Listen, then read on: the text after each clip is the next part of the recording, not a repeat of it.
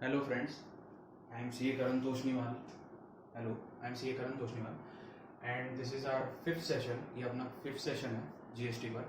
और इस सेशन में एज अग्रीड हमने बोला था कि रिवर्स चार्ज मैकेनिज्म देखेंगे. अर्लियर सेशंस में बोला था. तो अब ये जो रिवर्स चार्ज मैकेनिज्म है ये है क्या, इसका डिटेल्स, इसकी टैक्सेबिलिटी. कोई अगर रिवर्स चार्ज मैकेनिज्म में जहाँ पे रेसिपिएंट लायबल है for tax payment instead of supplier, उसके अगेंस्ट में अगर कोई एग्जाम्पशंस है तो फिर आरसीएम नहीं लगेगा. कब नहीं लगेगा, कैसे लगेगा, वो सब हम डिटेल में डिस्कस करेंगे. पर्टिकुलर सर्विस पूरी कवर करके विथ एग्जाम्पशन इसमें डिस्कस करा हुआ. ठीक है, तो पहले हम देखते हैं सेक्शन 9. यहाँ नीचे लिख रहा हूँ मैं, एक से सेक्शन 9 रिवर्स चार्ज मैकेनिज्म. तो रिवर्स चार्ज मैकेनिज्म में सेक्शन 9(3) हमने पहले डिस्कस करते सप्लाई के साथ जो हमने देखा था. सेक्शन 9 जो है रिवर्स चार्ज मैकेनिज्म 9(3) कवर करता है. सप्लाई के साथ जब हमने देखे थे सेक्शन 9 लेवी ऑफ जीएसटी, उसके अंदर सीजीएसटी एक्ट का सेक्शन 9 जो था उसके अंदर 9(3), 9(4), 9(5) हमने देखे नहीं थे. 9(3) क्या है पहले हम वो डिस्कस करेंगे. 9(4) जो है वो जब अनरजिस्टर्ड पर्सन सप्लाई करेंगे रजिस्टर्ड पर्सन को, उसके अगेंस्ट गवर्नमेंट का इंटेंशन था कि हम वहां पे भी आरसीएम लाएंगे पर अभी सस्पेंडेड. ठीक है. और 9(5) जो है e commerce operator, certain supply में ई कॉमर्स ऑपरेटर जो है वो लायबल रहेगा फॉर पेमेंट ऑफ टैक्स. ठीक है, वो 9(5) में. हम देखेंगे 9(3). ठीक है, तो 9(3) के अंदर पहले नोटिफाइड केसेस है गवर्नमेंट की, जहां पे on recommendation of GST council उन्होंने नोटिफाई कर दिया है कि इन केसेस पर हमको सप्लायर पर भरोसा नहीं है. इसका लॉजिक ये है, और ये केसेस में हमारे को इन पर्टिकुलर नोटिफाइड केसेस में हमको सर्विसेज पर जीएसटी जो है वो सप्लायर की जगह रेसिपिएंट से चाहिए. हमको सप्लायर पर भरोसा ही नहीं है. ठीक है, तो ऐसी जगह पे हमारे को रेसिपिएंट से चाहिए, यानी ताकि गवर्नमेंट को एक क्रॉस चेक हो सके, कॉम्बिनेशन, एक डबल कॉम्बिनेशन आ जाएगा इसमें. तो ठीक है, तो रिवर्स चार्ज मैकेनिज्म में गवर्नमेंट लेंगी फ्रॉम रेसिपिएंट लायबल रहेगा इस केस में. ठीक है, अच्छा, कुछ बेसिक प्रोविजन है, जैसे कि रेसिपिएंट अगर लायबल है तो मैं सप्लायर हूं, तो मेरे केस में क्या इनवॉइस मैं बनाऊंगा क्योंकि रेसिपिएंट लायबल है. बनाऊं या नहीं बनाऊं, तो प्रोविजन बोलता है, लीगल प्रोविजन के हिसाब से इनवॉइस जो है वो बनाना पड़ेगा अगर मैं रजिस्टर्ड पर्सन हूं तो. लेकिन जीएसटी का जो है वो भरने वाला है, तो जीएसटी अंडर आरसीएम रहने वाला है. ठीक है, मैं नहीं लगाने वाला, मैं चार्ज नहीं करूंगा. रेसिपिएंट भरने वाला है तो वो पे करेगा गवर्नमेंट को. सेकेंड, अगर मैं अनरजिस्टर्ड हूं और मेरा रेसिपिएंट अभी रिवर्स चार्ज के लिए कंपलसरी रजिस्ट्रेशन लेना पड़ता है. सेक्शन 24 अगर आप देखेंगे तो 24 सेक्शन 24 में आरसीएम वाले रेसिपिएंट जो है, आरसीएम वाले रेसिपिएंट उनको कंपलसरी रजिस्ट्रेशन लेना पड़ता है. ठीक है, irrespective of the threshold limit की वेदर उनका थ्रेशोल्ड लिमिट 20 लाख 10 लाख है, अबव है या नहीं है. 20 लाख 10 लाख की 10 lakh for special category states. तो वो सब छोड़ दो साइड में. आरसीएम है, रेसिपिएंट लायबल है, तो लग गया कंपलसरी रजिस्ट्रेशन. ठीक है, तो इसको कंपलसरी रजिस्ट्रेशन लगेगा, और कंपलसरी रजिस्ट्रेशन लग गया है. अब मैं डिस्कस कर रहा था, अगर मैं अनरजिस्टर्ड सप्लायर हूं, रिवर्स चार्ज में मेरा सप्लाई है और कंपलसरी रजिस्ट्रेशन अगर रेसिपिएंट को लेना पड़ रहा है, तो क्या रेसिपिएंट जो है वो इनवॉइस, मैं अनरजिस्टर्ड हूं, मैं तो इनवॉइस बनाऊंगा नहीं, तो रेसिपिएंट को खुद का एक इनवॉइस बनाना पड़ेगा. रेसिपिएंट खुद एक इनवॉइस इशू करेगा, खुद आरसीएम में भरने वाला है, एक रिकॉर्ड के लिए खुद इनवॉइस रेसिपिएंट को बनाना पड़ेगा. मैं रजिस्टर्ड हूं तो मैं बना के दूंगा, जीएसटी तो मेरे को दोनों केसेस में नहीं देना है. ठीक है, रेसिपिएंट देने वाला है, मैं सप्लायर हूं, फॉर एग्जांपल मैंने सप्लायर लिया खुद को, और रेसिपिएंट को भरना है, और रेसिपिएंट को ₹1 से भरना है. कंपलसरी रजिस्ट्रेशन सेक्शन 24 कवर करता है, उसमें रिवर्स चार्ज मैकेनिज्म में रेसिपिएंट लायबल है. उसके बाद में हम देखेंगे नोटिफाइड केसेस में सेक्शन 9(3) में, जहां पे रेसिपिएंट लायबल है for payment of tax. Government ने जो नोटिफाइड केसेस है उन केसेस में रिवर्स चार्ज ही आने वाला है. अच्छा, रिवर्स चार्ज आएगा तो आईटीसी रेसिपिएंट को तो कंपलसरी रजिस्ट्रेशन लेना अंडर सेक्शन 24, तो उसको इनपुट टैक्स क्रेडिट यूटिलाइज कर सकता है क्या फॉर दैट पेमेंट, क्योंकि उसको पेमेंट करना है फॉर सप्लायर. मतलब जो सप्लायर है वो तो पेमेंट करने वाला है नहीं, तो सप्लायर के सप्लाई के लिए रेसिपिएंट लायबल है और वो गवर्नमेंट को देने वाला है, तो क्या उसके पास जो पड़े इनपुट टैक्स क्रेडिट है वो यूटिलाइज कर सकता है क्या. तो आईटीसी जो है रेसिपिएंट की बात कर रहा हूं मैं, उसको आईटीसी जो है यूज कर सकता है क्या? नहीं, उसको ई कैश लेजर से भरना पड़ेगा। वैसे ई कैश लेजर से पेमेंट होगा। अच्छा, ई कैश लेजर से एक बार पेमेंट कर दिया, फिर मिल जाएगा क्या इनपुट टैक्स क्रेडिट उसको? क्योंकि अब तो वो पेमेंट कर रहा है टैक्स का, ठीक है, अब वो खुद कर रहा है, इसका एटीसी उसको मिलेगा, ठीक है। ये कब मिलेगा? ओनली आफ्टर पेमेंट, ये वापस बन जाएगा आपका एटीसी। अच्छा, ये कैसे बन रहा है इनपुट टैक्स क्रेडिट में बता देता हूं। सेक्शन 2 में इनपुट टैक्स है, तो इनपुट टैक्स जो डिफाइंड है वो इनपुट टैक्स का क्रेडिट जो ले सकते हैं उसके अंदर कवर किया गया है। अगर आपने रिवर्स चार्ज में जो ई कैश लेजर से आप जो पेमेंट कर देंगे आरसीएम वाले सप्लाईज पे, तो रेसिपिएंट के लिए ये भी इनपुट टैक्स की माना जाएगा, ठीक है। आईटीसी जो है इसका भी, इसको इनपुट टैक्स क्रेडिट मिल जाए, ठीक है। उसके बाद में हम देखेंगे, अच्छा आरसीएम जो लाया है वो टैक्सेबल टेरिटरी में अगर है तो ही पकड़े जाएगा। अच्छा, रेसिपिएंट से हम कब वसूल सकते हैं? गवर्नमेंट का बोलना है।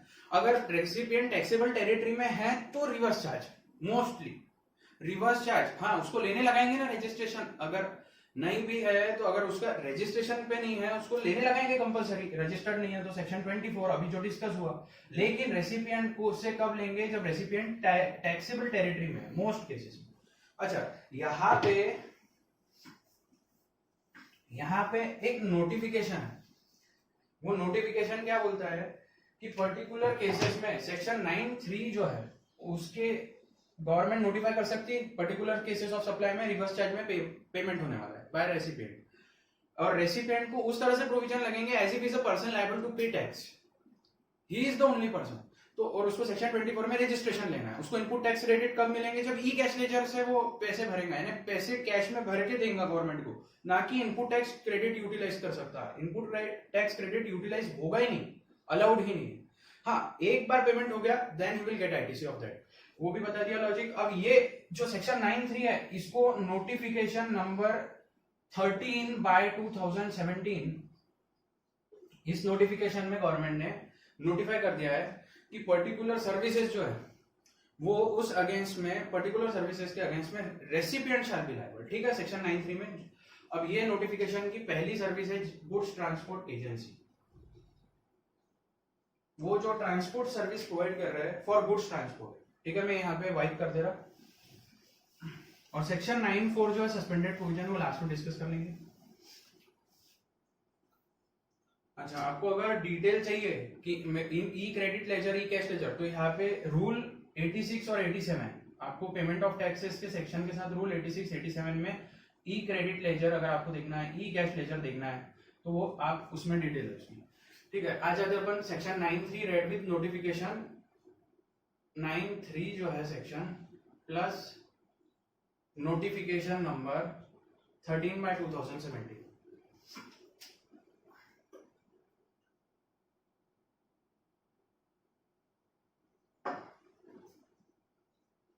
तो इसके अंदर जो है हमने जो सर्विसेज कवर की है, वो पहली सर्विस आती है गुड्स ट्रांसपोर्ट एजेंसी की सर्विस, जो गुड्स ट्रांसपोर्ट करके देते हैं इधर by way of consignment note, या कंसाइनमेंट जो है पर्टिकुलर कंसाइनर, कंसाइनी को इन शॉर्ट में सर्विस समझा देता।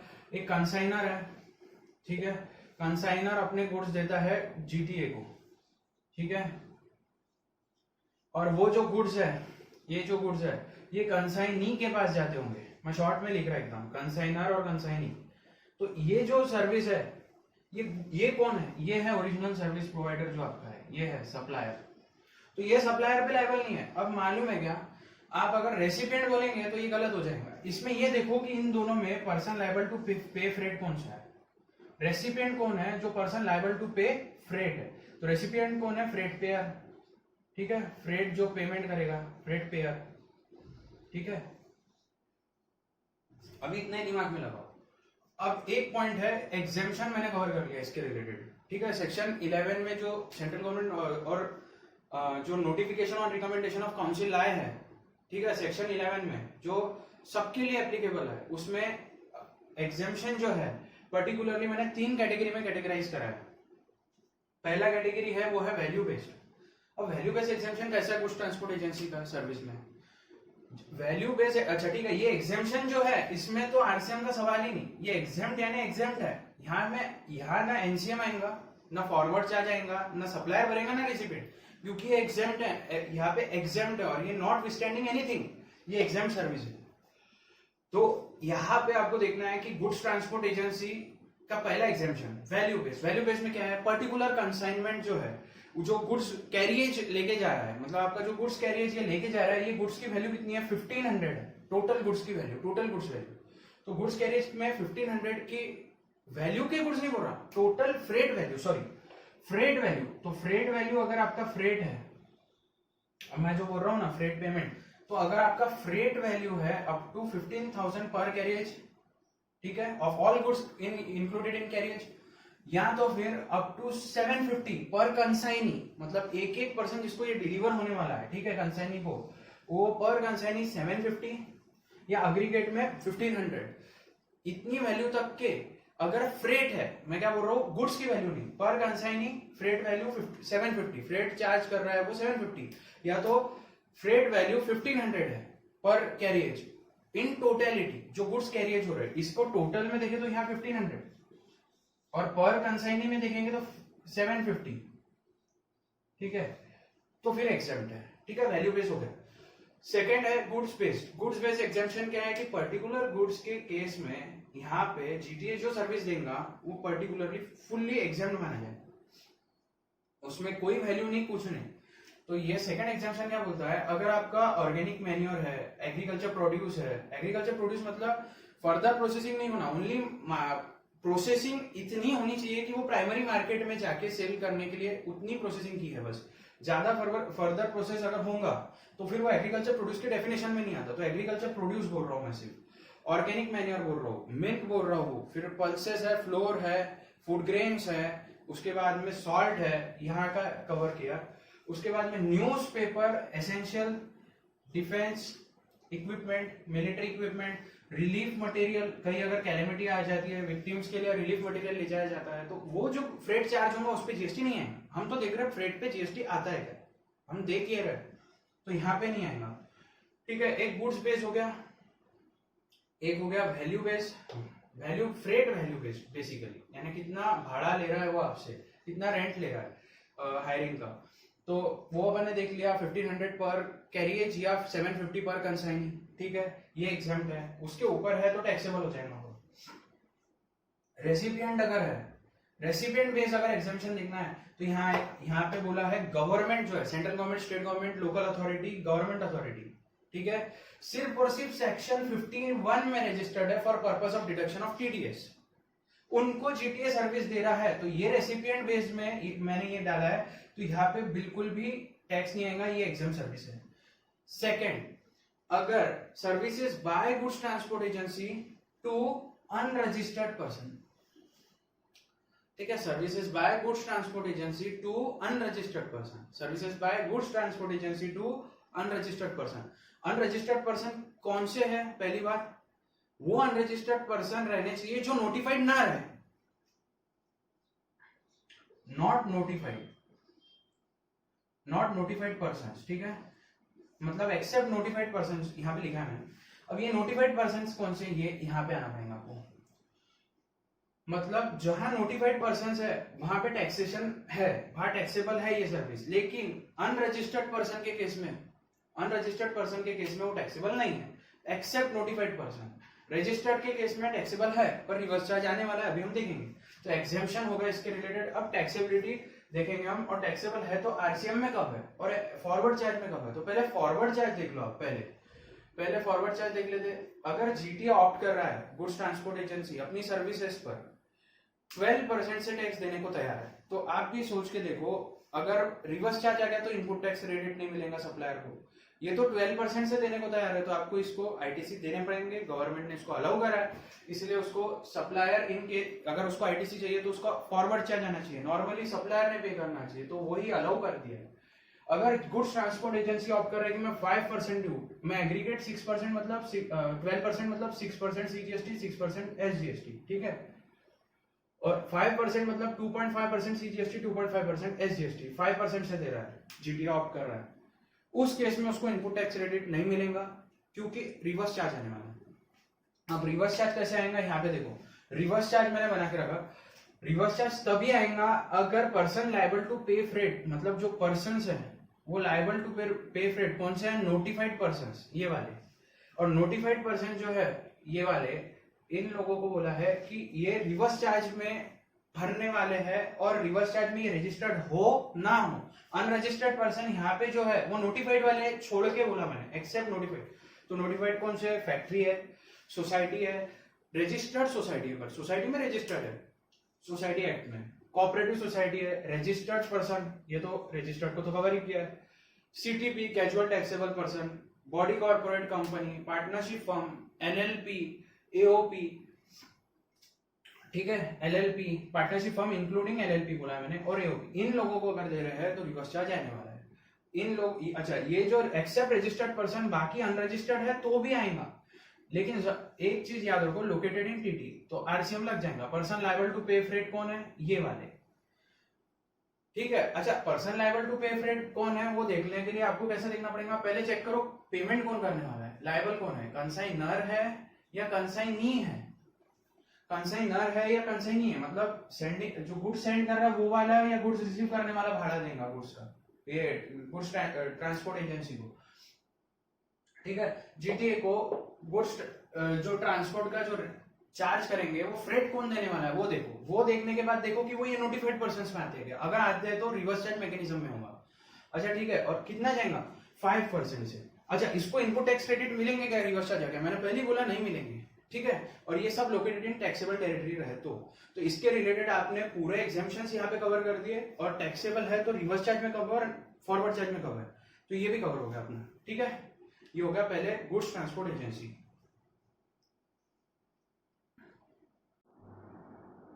तो सेकंड एग्जेम्पशन है हमारा लीगल सर्विसेज और आरसीएम, और आरसीएम मतलब रिवर्स चार्ज मैकेनिज्म। तो रिवर्स चार्ज मैकेनिज्म भी देखेंगे और एग्जेम्पशन भी देखेंगे। तो आरसीएम यहाँ पे मैंने कवर किया है, और कब एग्जेम्प्ट रहेगा वो मैंने यहाँ कवर किया था। As said earlier, if it is exempt then no question of reverse charge और फॉरवर्ड चार्ज मैकेनिज्म, ना सप्लायर भरेगा ना रिवर्स चार्ज में रेसिपिएंट लायबल है। If it is taxable then only reverse charge का क्वेश्चन आएगा। पहले तो ये लॉजिक क्लियर कर लो। और दूसरा, अब ये है कौन सा, लीगल सर्विस में कौन कौन कवर्ड है, individual form of advocate, senior advocate, arbitral tribunal. ये एक एक्स्ट्रा एग्जाम्पशन है, ये भी एग्जाम्पशन है, ये तो एग्जाम्प्ट है ही, ये एक एक्स्ट्रा है जो एक स्पेसिफिकली इसका था, तो मेरे को लगा ये पूरा चार्ट बना दिया है।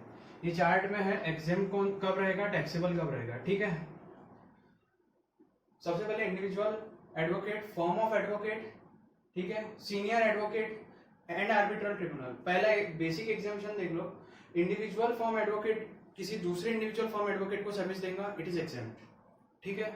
Second, individual form of advocate, senior advocate, senior advocate जैसे हमारे अपने इसमें फेलो मेंबर रहता है सीएस में, वैसे सीनियर एडवोकेट उनके लॉ में सीनियर एडवोकेट का एक टर्म है, तो अगर वो सीनियर एडवोकेट है। थर्ड, आर्बिट्रल ट्रिब्यूनल, अगर ये लीगल सर्विसेज देते हैं, ठीक है, ये तो लीगल सर्विसेज इधर का तो एग्जाम्प्ट है, अब इधर एग्जाम्प्ट में आते हैं हम पहले। अगर ये लीगल सर्विसेज दे रहे हैं to any person other than business entity, किसको दे रहे हैं, to any person other than business entity, या तो फिर to business entity who is having turnover, कौन सा टर्नओवर, एग्रीगेट टर्नओवर, जिसका 80 हो, aggregate turnover last preceding financial year जो है, प्रीसीडिंग फाइनेंशियल ईयर उसमें अप टू 20 लाख या 10 लाख है, अप टू 20 लाख 10 लाख, तो उनको अगर सर्विस दे रहे होंगे तो भी एग्जेम्प्ट। पहला क्या बोला मैंने, पहले बोला नॉन बिजनेस एंटिटी कोई भी है, नॉन बिजनेस एंटिटी मतलब अदर देन बिजनेस एंटिटी कोई भी है, तो उसको सर्विस, लीगल सर्विसेज एग्जेम्प्ट है, इन लोगों ने दिए तो, ठीक है। सेकेंड, अगर बिजनेस एंटिटी को दिए तो टर्नओवर कितना होना चाहिए, टर्नओवर रहना चाहिए up to 20 lakh oblique 10 lakh, 10 lakh in special category states. तो 10 लाख कब रहेगा, स्पेशल कैटेगरी स्टेट्स में, स्पेशल कैटेगरी स्टेट्स में अगर रहा तो 10 लाख का केस है। तो कब का देखेंगे, प्रीसीडिंग फाइनेंशियल ईयर में हम जिसको सर्विसेज दे रहे हैं, अगर हम एडवोकेट लॉयर है, हमारा अगर क्लाइंट है, तो अगर वो किसी और को सर्विसेज दे रहा है, अगर वो बिजनेस एंटिटी है और उसका एग्रीगेट टर्नओवर अगर 20 लाख या 10 लाख है प्रीसीडिंग फाइनेंशियल ईयर में, जो रेसिपिएंट है उनकी बात करूंगा, तो ये सब लोग कौन है, ये रेसिपिएंट की बात कर रहा हूं, ये बिलो रेसिपिएंट जो है तीनों, ये रेसिपिएंट है, तो ये है कि एग्जेम्प्ट रहेंगे, no question of reverse charge, no question of forward charge, liable ही नहीं है इसमें जीएसटी पे करने को। और ये देखेंगे कब का, aggregate turnover preceding financial year. तो ठीक है, नॉन बिजनेस एंटिटी है तो सबको एग्जेम्प्ट, बिजनेस एंटिटी है तो टर्नओवर जिसका अप टू 20 लाख है या 10 lakh in case of special category state in preceding financial year, तो हम क्या बोलेंगे कि ये भी एग्जेम्प्ट है। ठीक है, ठीक है।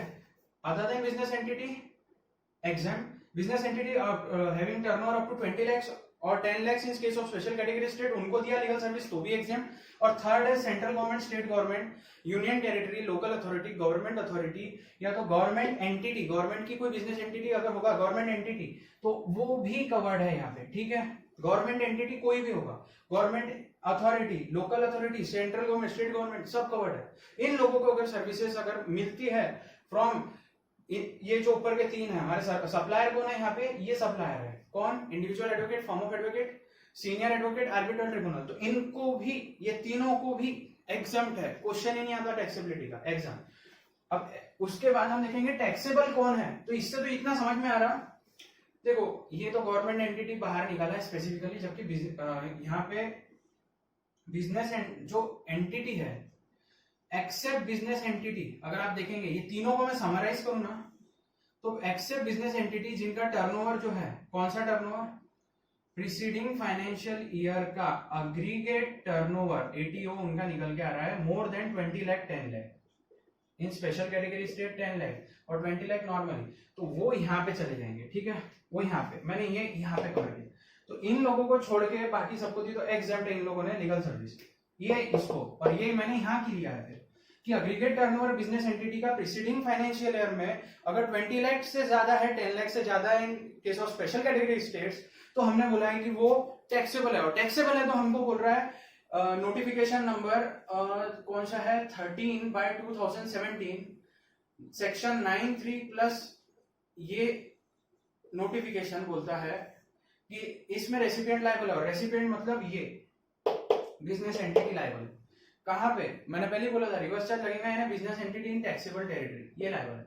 कौन सी बिजनेस एंटिटी, जिसका टर्नओवर ज्यादा है, specified limiting of aggregate turnover किससे ज्यादा है, 20 लाख या 10 लाख, कब का देखेंगे टर्नओवर ज्यादा कब का है, प्रीसीडिंग फाइनेंशियल ईयर। ठीक है, तो कौन लायबल रहेगा, ये बिजनेस एंटिटी लायबल रहेगी फॉर पेमेंट ऑफ टैक्स।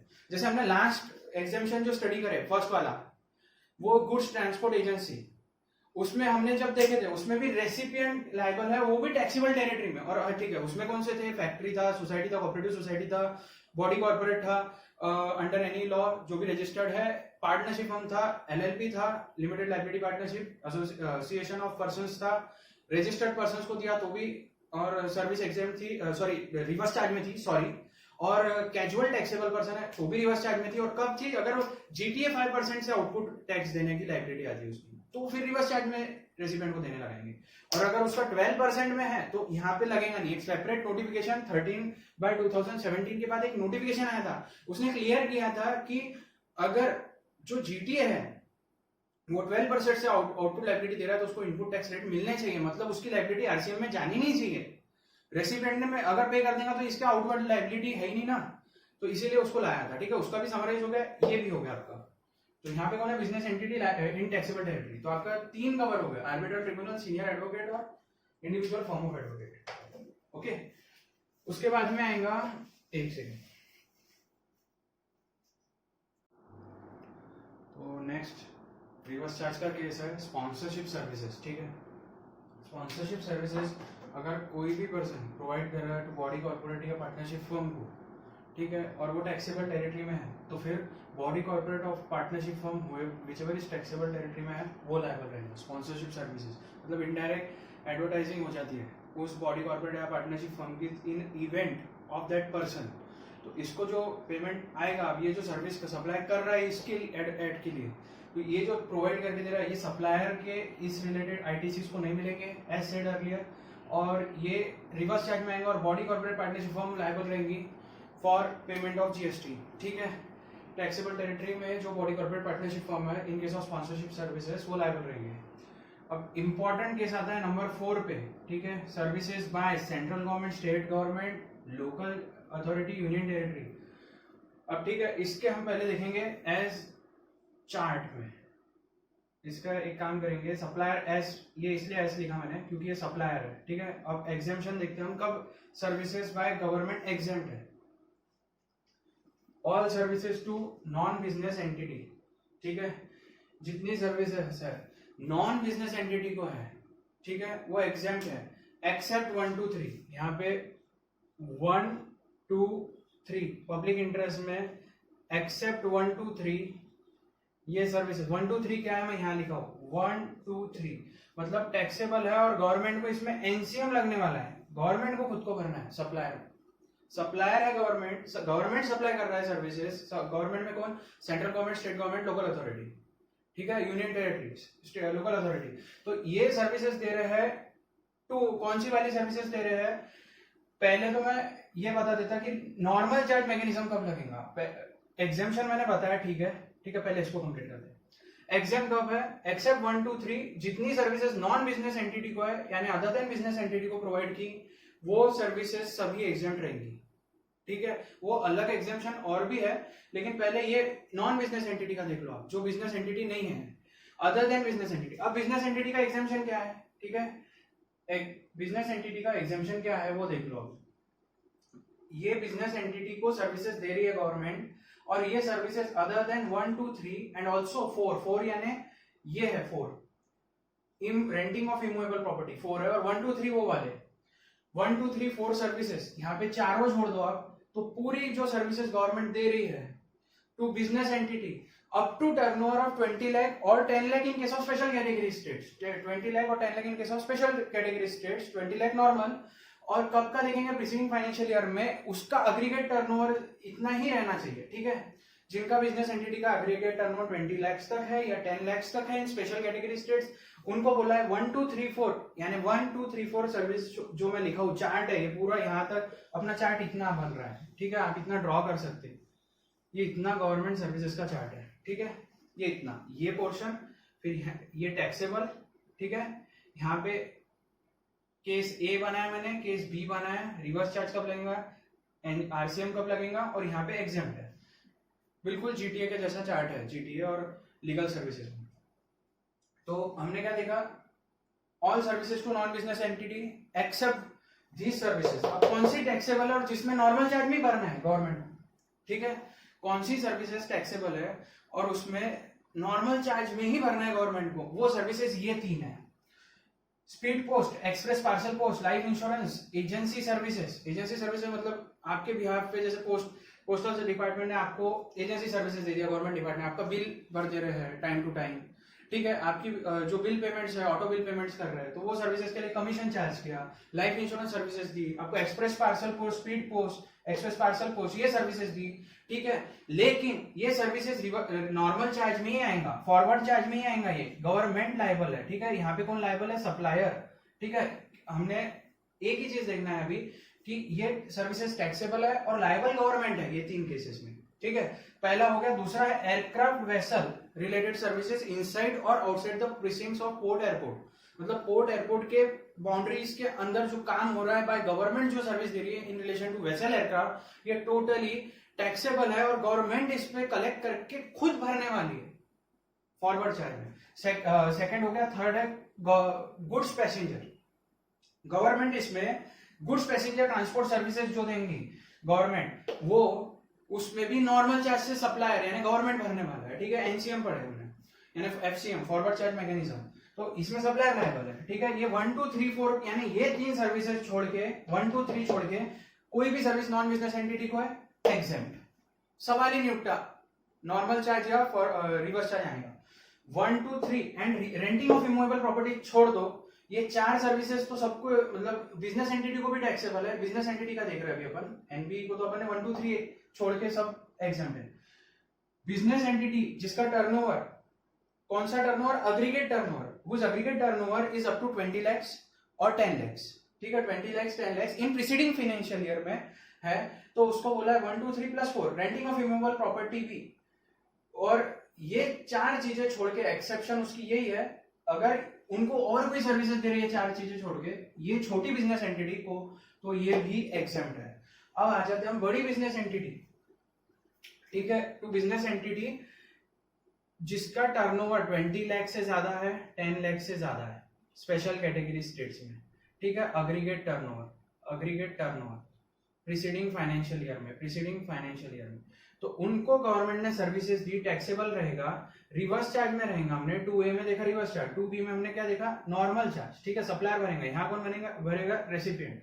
तो बिजनेस एंटिटी को उसने जो सर्विसेज दिया है गवर्नमेंट से, जो सर्विसेज बिजनेस एंटिटी को मिला है, और जिसका टर्नओवर 20 लाख 10 लाख से ज्यादा है प्रीसीडिंग फाइनेंशियल ईयर में, 10 लाख कहा, जहाँ स्पेशल कैटेगरी स्टेट्स है, उस केस में क्या बोला है कि बिजनेस एंटिटी खुद लायबल है, ठीक है। यहाँ पे भी रिवर्स चार्ज, यहाँ पे आरसीएम आ जाएगा, ठीक है। ये दो केसेस जो बताया मैंने, 2A का ये जो 1 बता रहा हूँ और 2 बता रहा हूँ, इसमें रिवर्स आ जाएगा। और सेकंड, सभी सर्विसेज में बिजनेस एंटिटी जो है, बड़ी वाली बिजनेस एंटिटी जो लिखा है मैंने यहाँ लिमिट, उसको अगर सर्विसेज मिल रही है बाय गवर्नमेंट तो रिवर्स चार्ज मैकेनिज्म। और सेकंड केस है, रजिस्टर्ड पर्सन को अगर दिया है, रजिस्टर्ड पर्सन टैक्सेबल टेरिटरी में, उसको रेंटिंग ऑफ इमूवेबल प्रॉपर्टी की आपने सर्विस दे दी, ठीक है, रजिस्टर्ड पर्सन। इसलिए मैंने एक्सेप्शन 4 भी लिखा यहाँ बिजनेस एंटिटी के केस में, अगर वो रजिस्टर्ड पर्सन को दे दिया है और टैक्सेबल टेरिटरी में है, ठीक है, बिजनेस एंटिटी, और 20 लाख से ज्यादा रहेगा तो रजिस्टर्ड ही रहेगा ना, प्रीसीडिंग वो तो पहले लास्ट ईयर में, और ठीक है वो लिमिट आप छोड़ दो। अभी रजिस्टर्ड पर्सन को दिया है, रेंटिंग ऑफ इमूवेबल प्रॉपर्टी की स्पेसिफिक सर्विस है, तो हमने क्या बोला, रिवर्स चार्ज आएगा, और रजिस्टर्ड पर्सन इन टैक्सेबल टेरिटरी वो रिवर्स चार्ज में देगा, ठीक है। तो समराइज कर देते एक बार अपन गवर्नमेंट सर्विसेज में, services by central government, state government, local authority, union territory, किसको सर्विसेज दे रहे हैं पहले अपन देखेंगे। एक काम करते पहले नॉर्मल चार्ज की टैक्सेबल वाला देख लेते हैं, 2B देख लेते अपन। 2B कोई सेक्शन वेक्शन नहीं है, चार्ट है सिर्फ। मैंने केस 2 बनाया, केस 1 बनाया एग्जाम, केस 2 टैक्सेबल में रिवर्स चार्ज केस A बनाया, और केस B बनाया मैंने नॉर्मल चार्ज में गवर्नमेंट भरेगा, और रिवर्स चार्ज में रेसिपिएंट भरेगा, ठीक है। 2B देख रहा पहले मैं, उसके अंदर क्या बोला है, गवर्नमेंट लायबल रहेगी, कौन सी, speed post, express parcel post, life insurance, agency services except to government. Government to government अगर सर्विस दी है, ठीक है, मैं क्या बोल रहा हूँ, गवर्नमेंट टू गवर्नमेंट अगर सर्विस दी है, तो गवर्नमेंट ने गवर्नमेंट को अपने आपस में सर्विस एक्सचेंज की, then it is exempted. Already हम एग्जाम्पशन में देखेंगे वो सर्विस, और ये वाली सर्विसेज भी एग्जेम्प्ट है।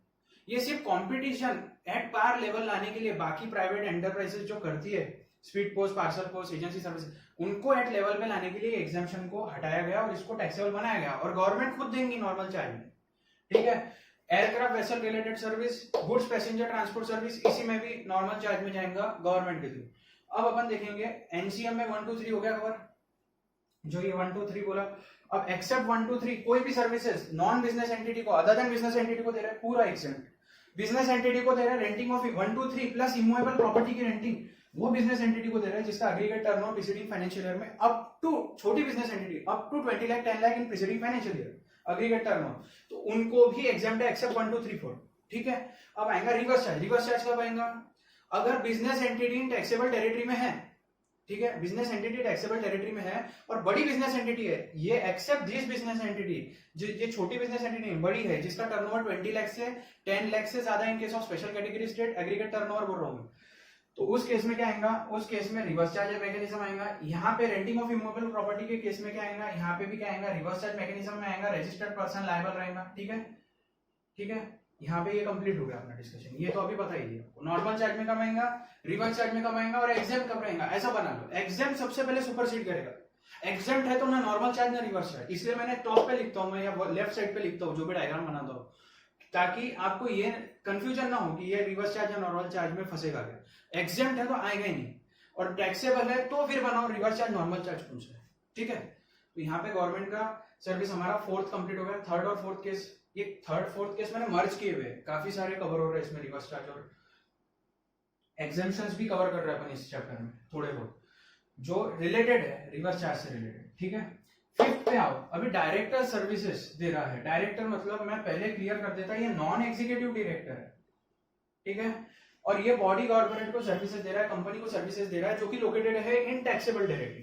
तो हम क्या बोलेंगे, अगर बॉडी कॉर्पोरेट टैक्सेबल टेरिटरी में है, कंपनी टैक्सेबल टेरिटरी में है, तो आप इसकी सिटिंग फीस, कमीशन जो भी चार्ज करेंगे, ये जो भी प्रोफेशनल फीस लेंगे, जो भी कंसल्टेंसी दे रहा होगा, कोई भी नाम से आप इसको फी दे रहे होंगे, अगर ये पार्ट टाइम एम्प्लॉयमेंट में है, मैं क्या बोल रहा हूँ ध्यान से सुनो, part time employment, whole time employment नहीं बोल रहा हूँ। होल टाइम एम्प्लॉयमेंट में एग्जीक्यूटिव डायरेक्टर रहता, कंपनी एक्ट में देखा है। तो पार्ट टाइम एम्प्लॉयमेंट में जो है नॉन एग्जीक्यूटिव डायरेक्टर है, किसके एम्प्लॉयमेंट में, कंपनी के, और कंपनी का है टैक्सेबल टेरिटरी में, body corporate company located in taxable territory, तो body corporate company located in taxable territory are liable to pay tax under reverse charge mechanism on such sitting fees and commissions and consultancy whatever fee, कोई भी fee charge करेगा तो जो services के non executive director जो part time employment में है, not wall time employment, ठीक है, यहाँ पे लिख लें।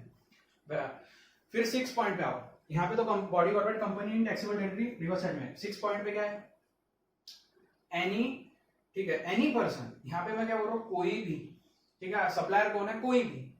अच्छा मैं क्या बोल रहा हूँ, आपको लैंड अगर कोई प्रोवाइड कर रहा है, ठीक है, यहाँ पे मैं क्या बोल रहा हूँ, लैंड रिलेटेड सर्विस, ठीक है, ये एक सेकेंड, यहाँ पे मैं लैंड लिख देता हूँ शॉर्ट में, ठीक है, डीआर मतलब डेवलपमेंट रेट्स, एफएसआई मतलब फ्लोर स्पेस इंडेक्स, और लॉन्ग टर्म लीज, ठीक है, लॉन्ग टर्म लीज 30 इयर्स या मोर की, तो उस 30 साल या 30 साल से ज्यादा की, तो ये development rates, FSI, floor space index, या अगर आप बोलेंगे लीज पे लैंड दिया है, तो पहली बात तो मैं आपको बता दूं, सॉरी एफएसआई, तो यहाँ पहली बात एक बता देता हूँ आपको, शेड्यूल 2 में मैंने बोला था, शेड्यूल 2 पैरा 2A में बोला था आपको लैंड को लीज पे लाइसेंसिंग देना, रेंट पे देना, या ये कोई भी टेम्पोररी लेट आउट पे आप लैंड पे दे रहे हैं फॉर एनी पीरियड, तो वो सर्विस है, ठीक है, टेम्पोररी हो परमानेंट, तो परमानेंट तो नहीं रहेगा पर ठीक है, अग्रीमेंट बेस्ड रहेगा।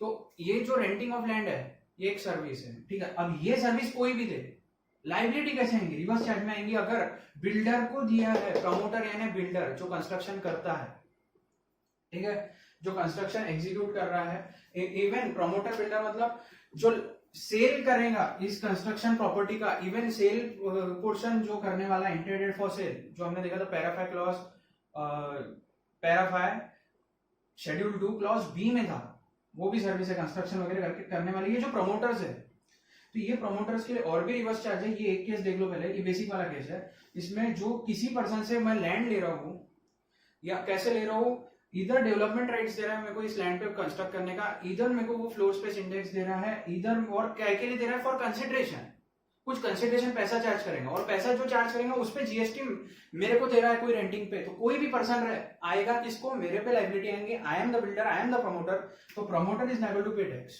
Under reverse charge, promoter is liable to pay tax under reverse charge mechanism. Lease पे अगर दिया तो भी प्रमोटर लायबल है, पर कौन सी लीज, 30 ईयर्स या मोर, 30 ईयर या मोर, उतने पीरियड के लिए अगर दिया तो प्रमोटर लायबल है। उसके बाद में नेक्स्ट एग्जेम्पशन देखेंगे हम, एग्जेम्पशन नहीं सॉरी, रिवर्स चार्ज, तो प्रमोटर लायबल है रिवर्स चार्ज में, ये हो गया, ये हो गया। अब ये देख लो, इंश्योरेंस एजेंट सर्विस प्रोवाइड कर रहा है, तो इंश्योरेंस एजेंट के केस में बोला है, इंश्योरेंस एजेंट, इंश्योरेंस जो भी बिजनेस एंटिटी कैरी ऑन कर रही है, चाहे वो कंपनी हो कोई भी हो, तो उसमें इंश्योरेंस एजेंट का जितना कमीशन रहेगा, जो सर्विसेज इंश्योरेंस एजेंट दे रहा है, तो वो इंश्योरेंस एजेंट की सर्विसेज पे रिवर्स चार्ज में insurance carrying out business entity जो कैरी आउट कर रही है वो देगी, चाहे वो कंपनी हो कोई भी हो, जो इंश्योरेंस बिजनेस कैरी आउट कर रहा है वो लायबल है टू पे अंडर रिवर्स चार्ज मैकेनिज्म। तो 7th केस अपन ने कर लिया, ये कंसोलिडेटेड केस है, वहां पे निपटा लिया। अब यहाँ पे 8 में आओ, 9 में आओ, 10 में आओ, 11 में आओ, यहाँ पे मैंने शॉर्ट में लिखा 8, 9, 10, 11।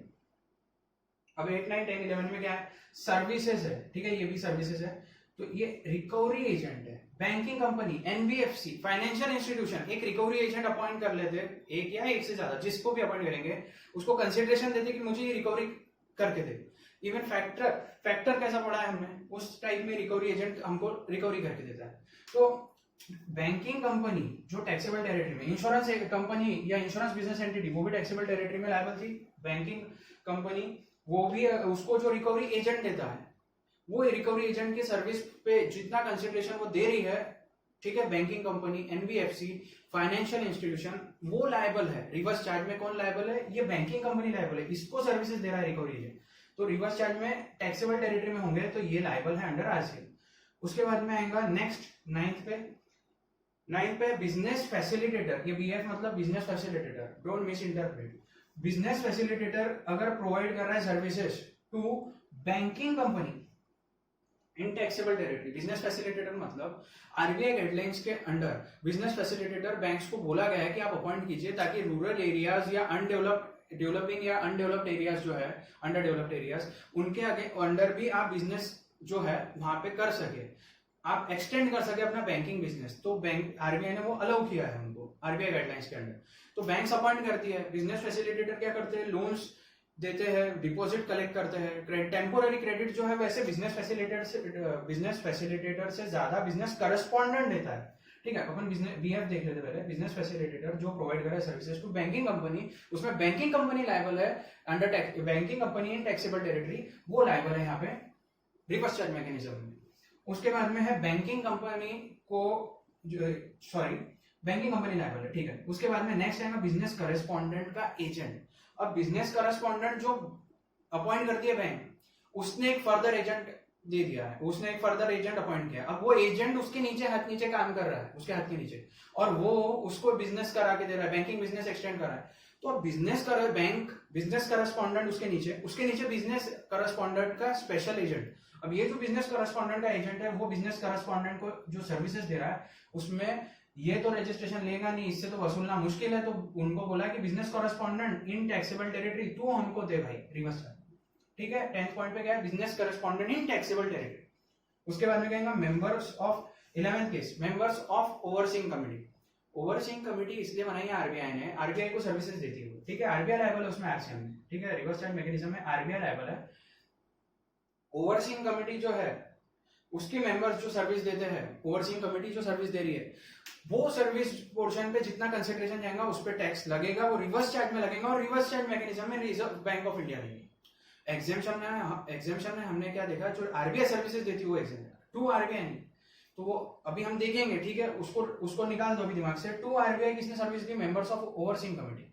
ओवरसीइंग कमिटी करती क्या है पता है, इस ये डिपॉजिट्स कैसे चल रहा है, बैंक का फंक्शनिंग कैसा चल रहा है, जो लोन्स है वो प्रॉपरली कलेक्ट हो रहे हैं क्या, रिकवरी हो रही है क्या, उसमें गलत जगह तो बैंक का पैसा नहीं फंस रहा है, या कस्टमर तो लूटे नहीं जा रहे बैंक के थ्रू, ये सब देखती है। Even customers interest and bank interest दोनों प्रोवाइड करने के लिए ये ओवरसीइंग कमिटी जो है अपॉइंट की जाती है, और ये आरबीआई के अंडर वर्क करती है। तो आरबीआई इसका रिवर्स चार्ज में टैक्स भरने वाला है, जीएसटी रिवर्स चार्ज में जाएगा, ठीक है। रिवर्स चार्ज मैकेनिज्म आरबीआई पे लायबिलिटी आने वाली है, ठीक है। तो हमारा यहाँ पे इतना जो पोर्शन है वो खत्म हो गया। अभी नेक्स्ट हम रिवर्स चार्ज के और केस देखेंगे। तो अभी सेक्शन 9(3) के जितने रिवर्स चार्ज के केसेस हैं वो कवर कर रहे हैं, और अभी 12th वाला देख लेते हैं। 12th में है transfer permitting use of copyright services. तो इसमें क्या देखेंगे, ऑथर जो है या कंपोजर है, म्यूजिक कंपोजर है, फोटोग्राफर है, आर्टिस्ट है, या तो फिर ऑथर है। Author in case of books, उसका जो कंटेंट है उसका कॉपीराइट दे रहा है कि पब्लिशर जो है, जैसे एग्जांपल दे देता हूँ मैं, टैक्समैन है, तो टैक्समैन पब्लिश कर रहा है फॉर एग्जांपल किसी ऑथर की बुक, तो उसके रिलेटेड उसको जो कंसिडरेशन मिलेगा for extending the use of copyright, उसके लिए जो चार्जेस वो लेगा, तो उस केस में पब्लिशर जो कंसिडरेशन देगा उस पर पब्लिशर जीएसटी भरने वाला है, मतलब रिवर्स चार्ज लग जाएगा, ठीक है। लेकिन इस पोर्शन पे अमेंडमेंट है। म्यूजिक कंपोजर का बाद में देखेंगे अपन, उसमें भी है पर इसमें अमेंडमेंट है, तो इसको पहले देख लेते हैं। तो ऑथर जब पब्लिशर को देगा इन टैक्सेबल टेरिटरी में, तो क्या लगेगा, रिवर्स चार्ज, ठीक है, पब्लिशर भरेगा। लेकिन इसका एक्सेप्शन है, ऑथर को अगर आईटीसी चाहिए होगा और ऑथर खुद रजिस्ट्रेशन ले रहा होगा जीएसटी एक्ट में, और वो डिक्लेरेशन दे रहा होगा कि 1 साल तक तो पहले वो विड्रॉ नहीं कर सकते, एक बार रजिस्ट्रेशन ले लेगा from date of exercising this option, की जो उसको दिया है कि तू रजिस्ट्रेशन, अगर तू रजिस्टर हो जाता है तो देखो बिल्कुल भी रिवर्स चार्ज में जाने की जरूरत नहीं है, रिवर्स चार्ज में नहीं भरेगा तब रिवर्स चार्ज नहीं लगेगा। तो ये एक्सेप्शन है, पब्लिशर को जीएसटी भरने की जरूरत नहीं है अगर ऑथर जो है, author of book has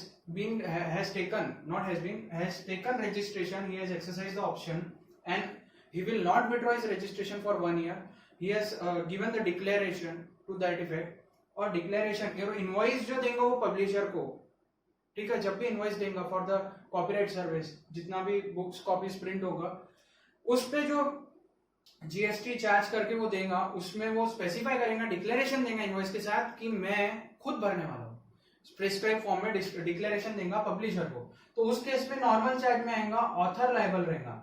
otherwise normally अगर ऑथर रजिस्टर्ड नहीं है तो हम पब्लिशर लायबल रहता है और रिवर्स चार्ज आता है, ठीक है। ये हो गया केस 1। और कॉपीराइट सर्विस का केस 2 है म्यूजिक कंपोजर, फोटोग्राफर, आर्टिस्ट, ठीक है, ये वाला case.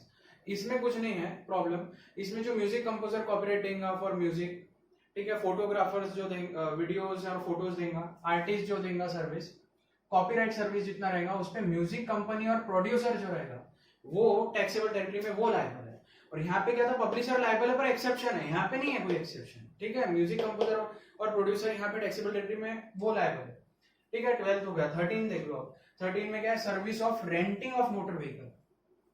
Renting of motor vehicle मतलब आप कोई पर्टिकुलरली रेंट पे दे रहा है मोटर व्हीकल और टेम्पोररी पीरियड की बात करो, रेंटिंग कुछ चार्जेस कंसिडरेशन लेगा उसके टेम्पोररी पीरियड के लिए दे रहा है, लेकिन यहाँ पे सिर्फ और सिर्फ अदर देन बॉडी कॉर्पोरेट, अगर सप्लायर बॉडी कॉर्पोरेट है तो नॉर्मल चार्ज मैकेनिज्म आएगा, ठीक है। ये एक्सेप्शन है कि नॉर्मल चार्ज मैकेनिज्म कब आएगा, ये एनसीएम आ जाएगा।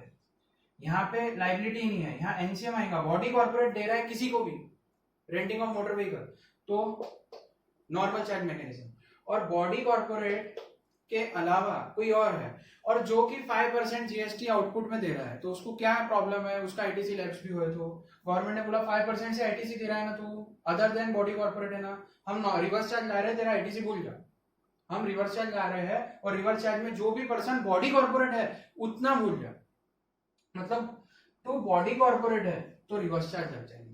अदर देन बॉडी कॉर्पोरेट जो सप्लायर है वो किसी बॉडी कॉर्पोरेट को रेंटिंग ऑफ मोटर व्हीकल की सर्विस दे रहा है और खुद सीजीएसटी जो है उसने ऑप्ट किया है 5%, ठीक है, जीएसटी ऑफ 5% से लिया है उसने टोटल, तो उस केस में बोला है कि वो रिवर्स चार्ज में चला जाएगा, बॉडी कॉर्पोरेट लायबल है, ठीक है। तो केस कैसा है समझ लो एक बार। इफ पर्सन, सप्लायर कौन है यहाँ पे रेंटिंग ऑफ मोटर व्हीकल में, any person except body corporate and also that person is paying has accepted no ITC will take and also 5% GST liability, तो वो किसको दे रहा है सर्विस, अदर्स को दे रहा है, नॉर्मल लगेगा, बॉडी कॉर्पोरेट को दे रहा है, body corporate entity taxable territory में आरसीएम आ जाएगा, तो सिर्फ और सिर्फ बॉडी कॉर्पोरेट याद रखो टैक्सेबल टेरिटरी में उसको दिया है तो रिवर्स चार्ज आएगा। ये भी अमेंडेड था पॉइंट। और अगर एनी पर्सन है other than body corporate to body corporate entity आ जाएगा, ठीक है, रिवर्स चार्ज। लेकिन ये बॉडी कॉर्पोरेट दे रही है तो पक्का नॉर्मल चार्ज आएगा, बॉडी कॉर्पोरेट ने बॉडी कॉर्पोरेट को भी रेंटिंग ऑफ मोटर व्हीकल दिया तो भी नॉर्मल चार्ज आएगा, ठीक है। ये हो गया 13 पॉइंट आपका कंप्लीट। और 13 पॉइंट में एक चीज और है, ये जो 5% मैंने बोला कि जो आउटपुट में लाइबिलिटी एक्सेप्ट कर रहा है और वो रिवर्स चार्ज में जाने देगा बॉडी कॉर्पोरेट के केस में, तो ये जो any person other than body corporate है इसको आईटीसी मिल सकते हैं। वो कौन से मिलेंगे, only same line of business के आईटीसी मिलेंगे, ठीक है। रिवर्स चार्ज तो सिर्फ जब बॉडी कॉर्पोरेट को दे रहा है तो सर्विस तब आ रहा है वो रिवर्स चार्ज, तो उसको सेम लाइन ऑफ बिजनेस में तो आईटीसी मिलते हैं उसको 5% जब वो ऑप्ट करता है ऑप्शन, तो एक जनरल पॉइंट है। चलो 14 में नेक्स्ट पॉइंट देख लेते हैं, services by lender of securities to borrower, मतलब सेबी लिस्टेड इंटरमीडिएरी से लेंडर ने पर्टिकुलरली बॉरोवर को दिया है और वो बॉरोवर उसको कुछ रिटर्न पर्टिकुलरली रिटर्न निकाल के दे देगा, वो सर्विस दे रहा है। तो यहाँ पे रेसिपिएंट जो है, यहाँ पे सप्लायर ये है, यहाँ पे रेसिपिएंट है, ये कुछ दिमाग लगा के कुछ प्लानिंग करके एक लिस्टेड बॉरोवर को दे दिया उसने, और ये लिस्टेड इंटरमीडिएरी से ले सकते हैं सेबी जो सेबी गाइडलाइंस के हिसाब से जो रहेगा। तो ये जो सिक्योरिटीज लेंडिंग की सर्विस है इस पे ये जो कंसिडरेशन जाएगा इसके अगेंस्ट ये सिक्योरिटी लेंडिंग में, वो कंसिडरेशन पे जीएसटी आएगा और पे करेगा बॉरोवर इन टीटी टैक्सेबल टेरिटरी, ये भी अमेंडेड है। उसके बाद में नेक्स्ट है 15 में देखेंगे अपन सर्विस बाय सेलिंग एजेंट, ठीक है। 15 जो प्रोविजन है ये अपन ने अभी अपन ने देखा था, एक रिकवरी एजेंट देखा था, एक इंश्योरेंस एजेंट देखा था, और यहाँ पे अपन एक नेक्स्ट देख रहे हैं वो है डायरेक्ट सेलिंग एजेंट, डीएसए मतलब डायरेक्ट सेलिंग एजेंट, ठीक है। सेलिंग एजेंट ये क्या करते हैं, डायरेक्ट सेलिंग एजेंट ये डायरेक्टली पर्टिकुलर इंफ्रास्ट्रक्चर नहीं सॉरी पर्टिकुलर जगह पे कोई बिजनेस एंटिटी को फाइनेंस, कहीं भी कस्टमर आता है तो उसको डायरेक्ट फाइनेंस दे देते हैं, ये बैंक के ही एजेंट रहते हैं, बैंक के बिहाफ पे काम करते हैं। बैंक इन टैक्सेबल टेरिटरी है या एनबीएफसी है जो फाइनेंसिंग में इन्वॉल्व है, तो बैंक एनबीएफसी को ये सर्विस देते रहते हैं, बैंक एनबीएफसी, और कहाँ है ये टैक्सेबल टेरिटरी में, तो ये लायबल रहेंगे, ठीक है, रिवर्स चार्ज में। डायरेक्ट सेलिंग एजेंट जितना लोन प्रोवाइड करेंगे, जितना फाइनेंस रेज करेंगे, उसके बदले में जो कमीशन जाएगा उस पोर्शन पे बैंक और बैंकिंग कंपनी और एनबीएफसी टैक्सेबल टेरिटरी में है, तो वो लायबल है रिवर्स चार्ज में, ना कि ये, ठीक है। उसके बाद में नेक्स्ट वाला है सिक्योरिटी सर्विसेज।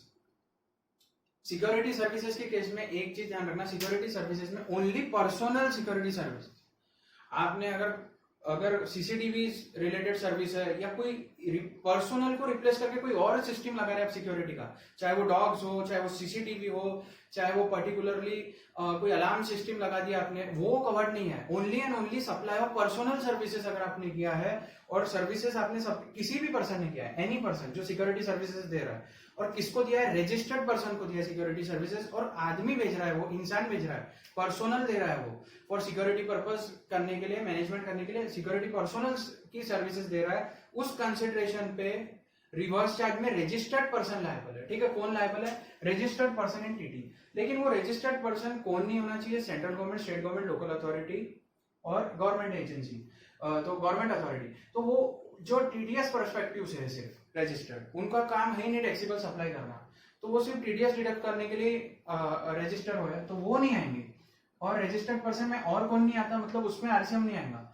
और सेक्शन 10 कंपोजिशन स्कीम में है, आपने सपोज सर्विस दिया है, सिक्योरिटी पर्सनल प्रोवाइड किया है, और किसको दिया है, जो पर्सन कंपोजिशन स्कीम में रजिस्टर्ड है वो रेसिपिएंट, तो उसको भी नहीं आएगा, उस पर रिवर्स चार्ज नहीं आएगा। मतलब मैं जीएसटी की बात नहीं कर रहा, मैं रिवर्स चार्ज की बात कर रहा हूँ। रिवर्स चार्ज कब आएगा, registered person in TT except government, जो बताया मैंने सेक्शन 51 में जो रजिस्टर्ड है टीडीएस डिडक्शन के लिए, और सेक्शन 10 में कंपोजिशन स्कीम है, उनको अगर ये सर्विस गई तो भी रिवर्स चार्ज नहीं आएगा, नॉर्मल चार्ज आएगा। फिर पॉइंट नंबर 17 देखते हैं। 17 में है import of services. Import of services में क्या है, इंपोर्ट ऑफ सर्विसेज है फॉर कंसिडरेशन, अगर हमने ने देखा था वेदर और नॉट फॉर बिजनेस, अपन ने देखा था सेक्शन 71B में टैक्सेबल है। ठीक है, इंपोर्ट ऑफ सर्विसेज देखते हैं। इंपोर्ट ऑफ सर्विसेज मतलब नॉन टैक्सेबल टेरिटरी से आ रहा है और इधर आ रहा है, तो आप बोलते हैं वो तो आएगा नहीं इंपोर्ट ऑफ सर्विसेज के केस में भरने के लिए अपने इंडिया में टैक्स जो दे रहा है। अब सपोज यूएसए से कोई सर्विस आ रही है तो वो थोड़ा ना देने वाला है, तो बोले गवर्नमेंट ने बोला हमको विश्वास नहीं है सप्लायर पे और ये तो कभी नहीं आने वाला है, तो हमने बोला रेसिपिएंट, गवर्नमेंट ने बोला हम रेसिपिएंट भरने वाला। रेसिपिएंट कौन रहेगा, एनी पर्सन। रेसिपिएंट कौन रहेगा, एनी पर्सन। ठीक है, मैं समझा रहा हूँ। एनटीओआर एक्सेप्ट एनटीओआर मतलब non taxable online recipient. Non taxable online recipient जो है सेक्शन 2 ऑफ आईजीएसटी में डिफाइंड है, 216 है मोस्टली, तो सेक्शन 2 में है। तो आईजीएसटी एक्ट का बोल रहा हूँ मैं, ठीक है, यहाँ पे कंफ्यूज मत होना। सेक्शन 2 आप सर्च करेंगे तो आईजीएसटी एक्ट में मिलेगा, आईजीएसटी एक्ट 2017। तो इस उसमें एनटीओआर स्पेसिफिकली डिफाइंड है, एनटीओआर को रिवर्स चार्ज में देने की जरूरत नहीं है। Import of service for consideration है, रिवर्स चार्ज में एनी पर्सन देगा एक्सेप्ट ठीक है, एनटीओआर जो है उनको कोई जरूरत नहीं है। क्यों एनटीओआर, अरे ये जो सर्विसेज है पहले तो उनकी एग्जाम करके रखी हुई है। एनटीओआर में जो आते हैं मैं बताता हूँ, एनटीओआर कौन है, central government, state government, local authority, government authority. ठीक है, central government, state government, local authority, government authority, ये हो गए, प्लस इंडिविजुअल। ठीक है, अगर ये ठीक है पर्सनल पर्पस के लिए सर्विस दे रहे हैं, ठीक है, not for business, personal purpose के लिए दे रहे हैं। और ऑर्डर की बात कर रहा हूं मैं इसमें, ऑर्डर वाली सर्विसेज, तो ये एनटीओआर जो है ना एक्सेप्ट एनटीओआर, क्योंकि इनके ऑर्डर ही टैक्सेबल है। ऑर्डर सर्विस जो है अगर ये इंपोर्ट करते हैं टैक्सेबल है, बची हुई services from non taxable territory अगर ये लोग लेते भी है और पर्सनल पर्पस के लिए एनटीओआर मतलब पर्सनल पर्पस वाले हैं ये लोग, तो इनकी टैक्सेबल नहीं है। एग्जेम्पशन में भी है ये पॉइंट कवर्ड, मैंने वो भी कवर कर दिया। लेकिन ऑर्डर सर्विसेज यानी online information database access and retrieval services, ये सेक्शन 14-15 के आसपास डिफाइंड है, सेक्शन 14 में डिफाइंड है आईजीएसटी एक्ट के। वहां पे हम देखेंगे आईजीएसटी एक्ट जब प्लेस ऑफ सप्लाई देखेंगे तो वहां पे बोला गया है online information database access retrieval service में के कंसेप्ट के वक्त अपन देखेंगे एनटीओआर, तो मैंने अभी डिफाइन कर दिया है फिर भी सेक्शन 2 में 216 में ऑफ आईजीएसटी एक्ट। यहाँ पे central government, state government, local authority, government authority plus individual को receiving for other than personal purpose के लिए जो सर्विस यूज कर रिसीव कर रहे हैं ऑर्डर वाली, यानी और बोला क्या गया है, क्यों ऑर्डर वाली एनटीओआर में डाला है, बिकॉज अदर सर्विसेज जो रिसीव होती है by this NTOR persons these are exempt है। चैरिटेबल ट्रस्ट को भी सेक्शन 12 ट्रस्ट वालों को भी एग्जेम्प्ट है वो सर्विस अगर वो इंपोर्ट करते हैं, एक्सेप्ट ऑर्डर सर्विस है और इंपोर्टेशन ऑफ गुड्स वाली सर्विस है बाय वेसल, तो वो दो कवर्ड नहीं है। ठीक है, अभी आप ऑर्डर ध्यान में रखो, ऑर्डर वाले हैं ये लोग, ठीक है, नॉन बिजनेस पर्पस और plus order, online information database access retrieval, ये डिजिटल सर्विसेज जो इंटरनेट पे जो प्रोवाइड होती है फॉर कंसिडरेशन, जैसे कि नेटफ्लिक्स एग्जांपल ले लेता हूँ। ठीक है, अगर ये लोग भी लेंगे तो इनकी टैक्सेबल है पर रिवर्स चार्ज नहीं आएगा, नॉर्मल चार्ज है। ठीक है, ऑर्डर वाले को रजिस्ट्रेशन लेने लगाएंगे, यानी उस एनटीओआर में बची कौन सी सर्विस थी, सिर्फ और सिर्फ order, sorry online information database access database, इनके लिए तो सब सर्विस बोला है। अदर देन एनटीओआर जो पर्सनल पर्पस के लिए नहीं आ रहे, अगर ये बिजनेस पर्पस के लिए ले रहे हैं तो ये भी एनी पर्सन के डेफिनेशन में कवर है। डेफिनेशन मतलब एनी पर्सन के कंसेप्ट में कवर हो। तो एनी पर्सन मतलब एक्सेप्ट एनटीओआर। एनटीओआर की कौन सी टैक्सेबल है? ऑर्डर। एनटीओआर को आरसीएम आएगा? नहीं आएगा। रिवर्स चार्ज किसको आएगा? अगर इंपोर्ट ऑफ सर्विसेज हुई है और इंपोर्टेड किसने की है? By any person except NTOR, यानी other than NTOR non taxable online recipient के अलावा कोई है तो उन पे रिवर्स चार्ज आएगा। यहाँ पे क्या आएगा? एनटीओआर के केस में नॉर्मल चार्ज आएगा। मतलब क्या होगा? ऑर्डर सर्विस उनकी टैक्सेबल है। इसका मतलब सिर्फ ऑर्डर जो टैक्सेबल है उसमें ऑर्डर वाले को रजिस्ट्रेशन लेना पड़ेगा इंडिया में, उसको अपॉइंट करना पड़ेगा। इवन बीच में कोई फंसा हुआ है ऑर्डर सर्विस सप्लायर और एनटीओआर के बीच में, तो उसके केस में भी अगर कोई बीच में है, कोई एजेंट है बीच में अटका हुआ, तो उसको भी रजिस्ट्रेशन लेना पड़ेगा। अगर वो कलेक्ट करके दे रहा है, उसके यहाँ पे वर्क कर रहा है, वो भी फॉरेन में हो तो उसको भी लेना पड़ेगा। ठीक है, तो ये ऑर्डर का मैंने इसलिए बताया आईजीएसटी एक्ट में। और एक बार आएगा, मैं सिर्फ इतना ध्यान दो कि आरसीएम कब लगेगा? एनटीओआर पे आरसीएम नहीं लगता इंपोर्ट ऑफ सर्विस में, except NTOR any person who is receiving the service from non taxable territory. Import of service के केस में रिवर्स चार्ज मैकेनिज्म में टैक्स होगा और ये सच पर्सन शैल पे टैक्स। ठीक है, यहाँ पे क्या आएगा? रिवर्स चार्ज मैकेनिज्म, चाहे वो ऑर्डर हो कोई भी सर्विस हो। ठीक है, यहाँ पे उसके बाद में यहाँ पे नेक्स्ट है 18 पे सेक्शन 93 का जो अपना लास्ट वाला है, ये transport of goods service from non taxable territory. ठीक है, transport of goods service from non taxable territory. अब ये नॉन टैक्सेबल टेरिटरी से गुड्स ट्रांसपोर्ट सर्विस दे रहा है कोई बाय वेसल, वेसल से आ रहा है। ठीक है, यहाँ पे वेसल से गुड्स आपको ट्रांसपोर्ट करके दे रहा है। ठीक है, वेसल से आ रहे हैं और कब तक आ रहे हैं, कहाँ पे आ रहे हैं? ये आ रहे हैं अपने इंडियन कस्टम स्टेशन पे, कस्टम स्टेशन, कस्टम क्लियरेंस तक आ रहे हैं अपने। और यहाँ तक जो सर्विस के लिए जितना फ्रेट लगेगा, ठीक है, मैं क्या करूँ, जितना फ्रेट लगेगा, अब ये फॉरेन कंपनी जो अपने को सर्विस दे रही है फॉर ट्रांसपोर्टेशन ऑफ गुड्स, अब ये जो सर्विस दे रहे हैं, ये जो सर्विस है ये इंडिया तक लाने के लिए है। और इस केस में ये तो लेने वाला नहीं है, गवर्नमेंट को पूरा भरोसा है। गवर्नमेंट ने इधर भी रिवर्स चार्ज लाया है लाइक इंपोर्ट ऑफ सर्विसेज में। यहाँ पे स्पेसिफिकली बोलना पड़ा कि नॉन टैक्सेबल टेरिटरी से गुड्स ट्रांसपोर्ट करके दे रहा है कोई, और up to custom clearance of India, custom station तक, तो कस्टम पोर्ट तक, तो इंपोर्टर जो है वो लायबल है। कौन लायबल है? भरेगा कौन? सवाल ये उठा, भरेगा कौन? इंपोर्टर लायबल है अंडर आरसीएम। इंपोर्टर मतलब कस्टम एक्ट में जो डिफाइंड है इंपोर्टर। ठीक है, इंपोर्टर कस्टम एक्ट में जो डिफाइंड है, तो इंपोर्टर लायबल टू पे GST under reverse charge mechanism. काय पे भरना है? आपको गुड्स की वैल्यू पे नहीं भरना है, गुड्स की वैल्यू पे कस्टम ड्यूटी, इंपोर्ट ड्यूटी देगा। उसको भरना काय पे? ओनली फ्रेट पोर्शन, जितना फ्रेट पोर्शन वो उसको देगा ट्रांसपोर्ट कंपनी को जिसने ट्रांसपोर्ट सर्विस दी है, उस पोर्शन पे जीएसटी आएगा। ठीक है, हालांकि कस्टम्स में इंपोर्ट जब कैलकुलेट करते तो फ्रेट और वो भी चार्जेस, अदर चार्जेस भी लेते हैं अपन, फ्रेट इंश्योरेंस।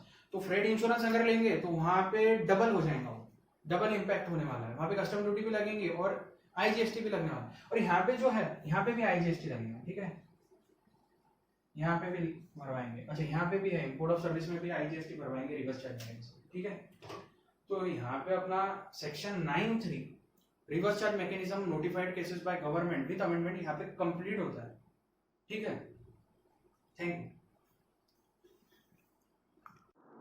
तो अभी सेक्शन 9(4) देख रहे हो। 9(4) में क्या बोला है? सेक्शन 9(4) रिवर्स चार्ज तब अप्लाई होगा, इसमें रिवर्स चार्ज तब आएगा अगर आप अनरजिस्टर्ड पर्सन से ले रहे हैं सप्लाई ऑफ गुड सर्विसेज। ठीक है, गुड्स ऑब्लिक सर्विसेज के केस, supply of good services from unregistered person to registered person हो रहा है और गवर्नमेंट ने नोटिफाई करा है। ठीक है, नोटिफाई करा है, जैसे कि यहाँ नोटिफिकेशन से अभी लाया गया है, तो गवर्नमेंट ने नोटिफाई किया है कि जो रिसिपिएंट है वो रिवर्स चार्ज में भरेगा और वो रजिस्टर्ड पर्सन है। ठीक है, unregistered person to registered person good services जो है उसके केस में प्लस नोटिफाइड है। ठीक है, पहले सबके लिए ला रहे थे पर वो नोटिफाइड केसेस के लिए लाए। अब नोटिफाइड क्या हुआ? नोटिफिकेशन 7/2019 उसमें आया है।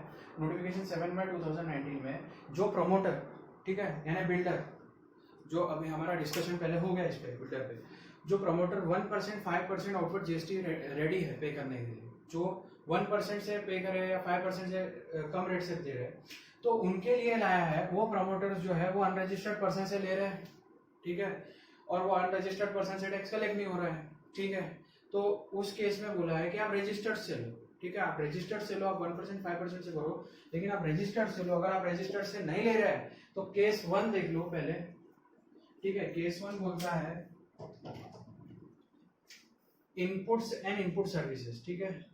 केस 1 बोलता है इनपुट सर्विसेज। इनपुट सर्विसेज, अगर टोटल इनपुट्स और टोटल इनपुट सर्विसेज जो है, अगर आपका 100% में से 80% तक रजिस्टर्ड पर्सन से नहीं है, रजिस्टर्ड पर्सन से नहीं है, लेस देन 80% है, तो आपको 80% तक जितना शॉर्टफॉल है, सपोज आपने 60% लिया है रजिस्टर्ड से, ठीक है, ठीक है, आरपी आपने सपोज, चलो आप एकदम कम लिया आपने, क्या हाल होगा आपको पता तो चले, मतलब आपके बिल्डर का 60% उसने 60 क्या पूरा 80 का 80 उसने यूआरपी से लिया, ऐसा समझना। एग्जाम्पल दे रहा हूँ, फ्रॉम अनरजिस्टर्ड पर्सन, ठीक है। तो इसके जो सप्लायर है, ये सप्लायर है और ये बिल्डर ने इस तरह से कुछ लिया। तो अब दिक्कत ऐसा हो गया है, 20% रजिस्टर्ड पर्सन से लिया, हमको क्या प्रॉब्लम है, गवर्नमेंट ने बोला हमको तो रजिस्टर्ड से लेके दिखा, इनपुट्स एंड इनपुट सर्विसेज तो 80% लेना चाहिए तुम्हें, 20% के नहीं है, ठीक है, रजिस्टर्ड पर्सन चलेगा, लेना है तो रजिस्टर्ड पर्सन से ले, तो नहीं तो फिर ये भरेगा प्रमोटर, क्योंकि उधर से भी नहीं आया तो गवर्नमेंट इधर से लेंगे और 18% से जीएसटी कलेक्ट करेंगे प्रमोटर्स, ठीक है। प्रमोटर आरसीएम है, अब कितना लायबल है, पूरे 80 के लिए? अच्छा कंफ्यूज होगा, पूरे 80 के लिए नहीं लायबल है वो, सिर्फ 20 से लिया तो 60 के लिए लायबल है। मैं 30 कर रहा, थोड़ा कंफ्यूजन ना हो जाए। 30% है और यहाँ पे 70%, ठीक है।